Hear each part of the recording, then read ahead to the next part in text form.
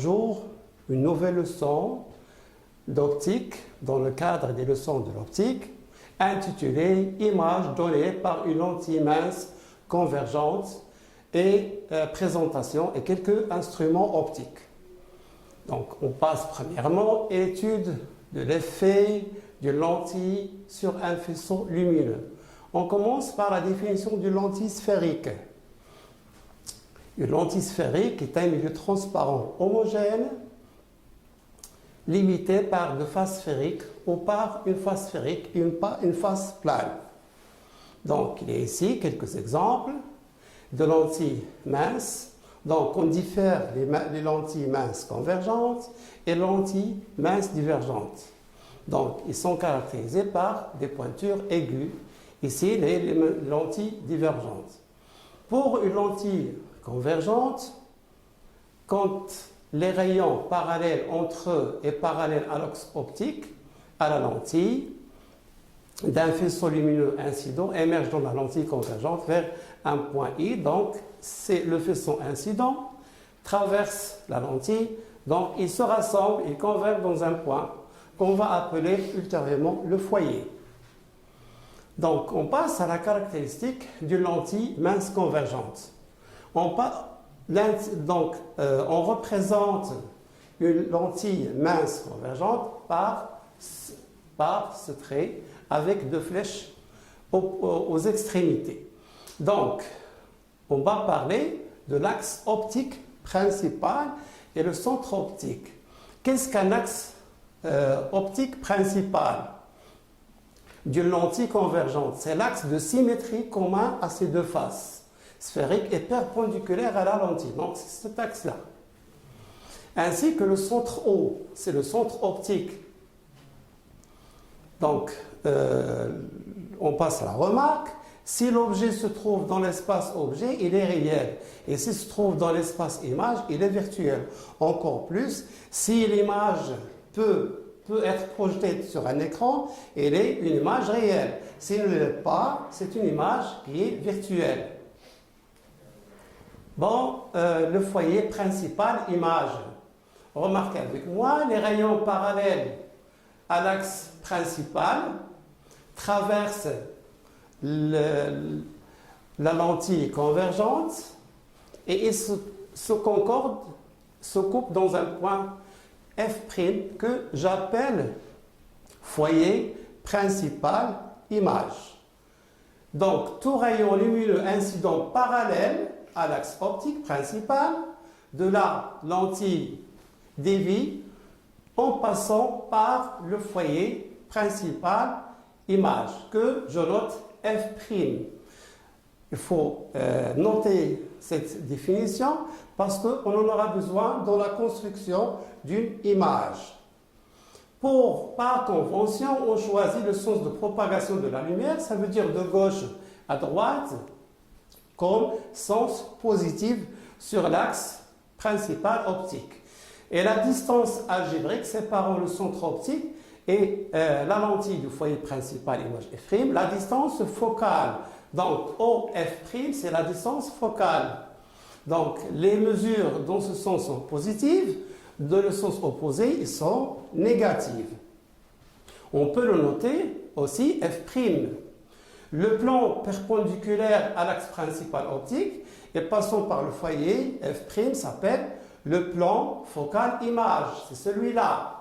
Tous les points qui appartiennent à ce plan sont considérés des foyers images secondaires. Bon, foyer principal d'objet. Donc, le foyer principal d'objet, c'est la symétrique. Considérons une source dans le point F', qui est l'image de F par rapport à O. Tous les rayons qui sortent de F étant source sortent de F et passent à travers la lentille convergente et ils sortent d'une façon parallèle à l'axe optique principal. Donc, on va dire que tout rayon lumineux incident passant par le foyer principal, F, objet de la lentille émerge parallèlement à son axe optique. La distance focale objet, que j'appelle OF, et que je note f petit f. Donc, algébriquement, OF' est égal à moins OF. Donc, les distances sont égaux dans la valeur absolue.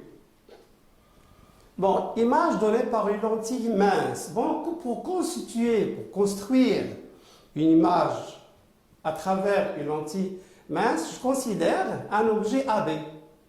Vous allez voir après que la position de l'objet AB par rapport à F varie et change complètement la position de l'image. Donc, on va parler de la qualité d'une lentille convergente. Donc, l'image donnée par la lentille est bonne si elle est nette, non irisée et non déformée, pour laquelle la lentille donne une image nette.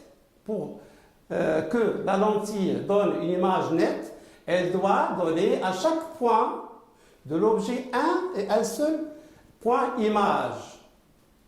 On dit qu'il y a sigmatisme rigoureux. Pour cela, il est nécessaire de se trouver dans les conditions de Gauss. Qu'est-ce que c'est les conditions de Gauss? Première condition, les rayons lumineux incidents doivent être envoyés plus proche du centre optique, donc plus proche du centre optique de la lentille. Deuxièmement, les rayons lumineux envoyés par l'objet doivent faire un petit angle avec l'axe optique de la lentille. Donc, pour réaliser les conditions de Gauss, il suffit d'utiliser un diaphragme devant la lentille. Donc, c'est ce qu'on fait normalement dans la pratique et dans les expériences. Donc, comment on va construire l'image donnée par une lentille mince convergente? Considérons l'objet. On va considérer, comme on a dit, vous voyez, le foyer principal image. On a dit que tout rayon lumineux ainsi de parallèle, remarquez avec moi, parallèle à l'axe optique principal de la lentille, dévie en passant par le foyer principal image F'. Donc, on va prendre un rayon parallèle. Donc, il traverse la lentille et sort par F'. Autre chose, l'axe optique, ou le rayon qui passe par le centre optique O, tout rayon qui passe par le centre optique O passe sans être dévié. Donc, il suffit d'avoir deux rayons. Le premier incident parallèle à l'axe optique et le deuxième passant par le centre O, le centre optique. Le point de rencontre des deux rayons, ce sera l'image.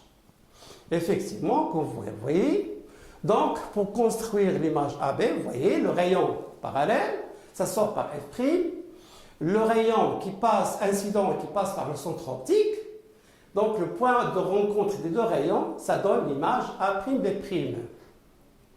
Donc dans ce cas, vous pouvez voir, OA est plus grande de 2OF. Ça veut dire que ici OF, et ici OA est plus grande 2 fois. Donc l'objet A est réel, ici l'image elle est réelle, parce qu'il appartient au domaine de l'image, il est renversé, ça veut dire que AB' est au-dessous, et qu'il est plus petit que l'objet. Bon, je vais voir le cas où la distance OA est inférieure à la distance focale. Ça veut dire que l'objet se trouve entre le centre optique et le foyer objet. Donc dans ce cas, je trace le rayon parallèle, ça sort par F', je trace le rayon incident, ça passe par le centre sans être dévié. Donc on va essayer de faire la continuation ici, comme vous pouvez le voir. Le point de rencontre de ces deux rayons se trouve à gauche, ça veut dire dans le côté objet. Donc l'image A'B', c'est l'image de AB. Donc dans ce cas, on peut dire que l'image est virtuelle, il ne se trouve pas dans le côté image, il est droite, il n'est pas renversé, remarquez avec moi, et il est plus grande que l'objet. Bon, donc on va essayer de voir le côté algébrique de la chose. on va considérer des notions comme le grandissement. Donc le grandissement, c'est la distance A', B' de l'image divisée par la distance ou la hauteur de l'objet AB. On va remarquer que le grandissement peut être positif comme il peut être négatif. Bon, si l'objet, bon, on va avoir des conditions ici, si l'objet de l'image ont deux sens opposés, gamma est inférieur à 0, ça veut dire que le grandissement est négatif.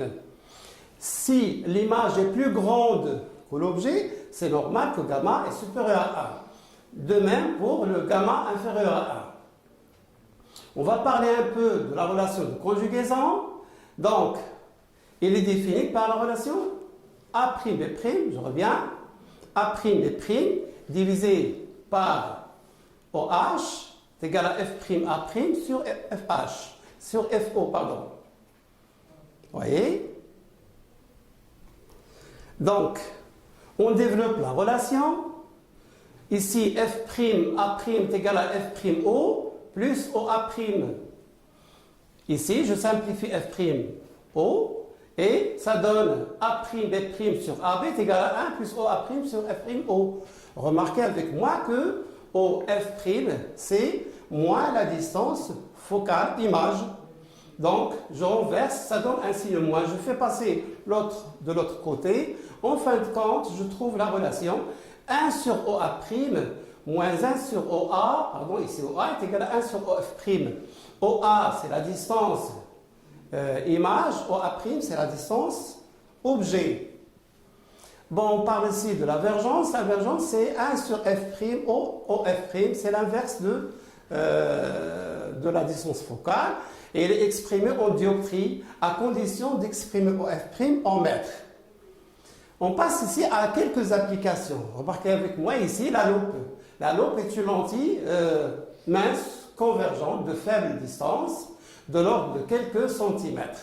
Donc, il nous donne des images qui sont plus grandes que l'objet, qui sont virtuelles et qui appartiennent dans le côté objet.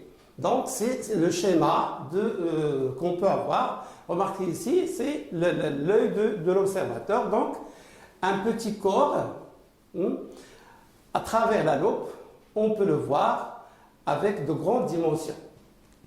Autre application, c'est le microscope. Donc, le microscope est un instrument optique muni de deux objectifs. L'objectif oculaire, là-haut, et l'objectif image. Il permet le grossissement, le grandissement d'objets qui sont microscopiques. Il faut dire que le microscope optique a eu un très grand impact sur l'évolution scientifique, surtout la microbiologie. Tout ce qui est rapport aux choses à dimension microscopique. Bon, la construction de l'image à travers le microscope optique. Donc, on a l'objectif, c'est une lentille convergente. Remarquez ici, ça c'est l'objet. Il se forme une image d'une façon très simple. OA ici est plus grande qu'OF pour le premier objectif. Cette image se trouve entre A1 se trouve entre le centre optique et le foyer objet de la deuxième lentille. Donc ici, comme vous pouvez remarquer, l'objet se trouve ici sur le foyer F2. La construction, ça donne des rayons qui sont lancés vers l'infini.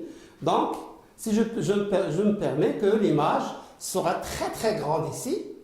Ici se trouve l'œil de l'observateur. Donc, un petit corps microscopique, dans l'ordre de dimension de micromètres, voire même d'angstrom, ça peut donner un corps de quelques centimètres qu'on peut voir grâce à cette doublure de deux lentilles convergentes et sa position. Donc, on aura le temps d'expliquer ça ultérieurement. Bon, on va passer maintenant à un petit exercice d'application. Donc vous prenez l'exercice d'application et on aura le temps, la séance prochaine, de faire la résolution de cet exercice. Donc c'est fini pour aujourd'hui. La prochaine fois, on va voir la solution de cet exercice en plus d'un ensemble d'exercices en série d'exercices. Merci et à bientôt.